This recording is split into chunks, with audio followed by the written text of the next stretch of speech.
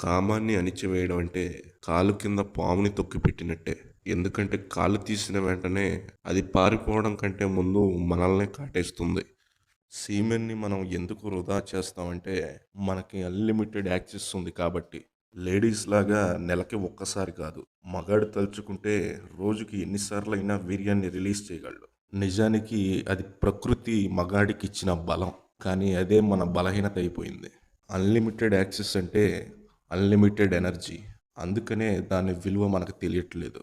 అనవసరంగా వీర్యాన్ని బయటకు పంపించడం అంటే అది మీ అస్తిత్వాన్ని వదులుకున్నట్టే. ఎందుకంటే సిమెన్‌లో నీ బాడీకి అవసరం అయ్యే మినరల్స్ ఉంటాయి. నీ డీఎన్ఏ ఉంటుంది. నీ వైటల్ ఎనర్జీ ఉంటుంది.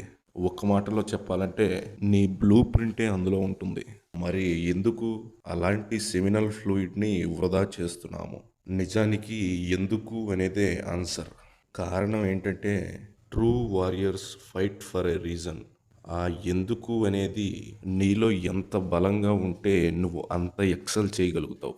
లేదంటే కుక్క తోక వంకర్లాగా ఎప్పటికప్పుడు మళ్ళీ మొదలెట్టాల్సి ఉంటుంది. అందుకనే రిమెంబర్ యువర్ రీజన్. దీన్ని ఎందుకని మొదలుపెట్టావు? దీని ద్వారా ఏం సాధించాలనుకుంటున్నావు? దీంతో ఏం నిరూపించుకోవాలనుకుంటున్నావు? ఎందుకు? ఆ ఎందుకు అనేది నీకు తెలియాలి. దానికి ఒక్కటే మార్గం. పెయిన్. కంఫర్ట్ని వదిలిపెట్టు. పెయిన్ని అలవాటు చేసుకో. ఉదయం 4 గంటలకి లెగువు, రాత్రి 10 గంటలకి పడుకో. ఈ చలికి కష్టంగానే ఉంటుంది. నీ తల బొరువెక్కుతుంది, నీ నరాలు చిట్లిపోయినట్టుంటాయి. అయినా సరే నువ్వు కన్సిస్టెంట్గా ఒక నెల రోజులు చేయగలిగితే అది నీ నర్వస్ సిస్టమ్ అలవాటు చేసుకుంటుంది. ఎందుకంటే యూనివర్స్లోనే హార్డెస్ట్ డిసిప్లిన్ని ఫాలో చేయాలంటే నీకు ఒక బుల్లెట్ ప్రూఫ్ మైండ్ సెట్ అనేది చాలా అవసరం. ఎందుకంటే మన చుట్టూ ఉన్న ఫెమినైన్ ఎనర్జీ నీ సారాన్ని లాక్కోవడానికి రెడీగా ఉంటుంది. దాని అర్థం వాళ్ళకి వేరే పని లేదా అని కాదు.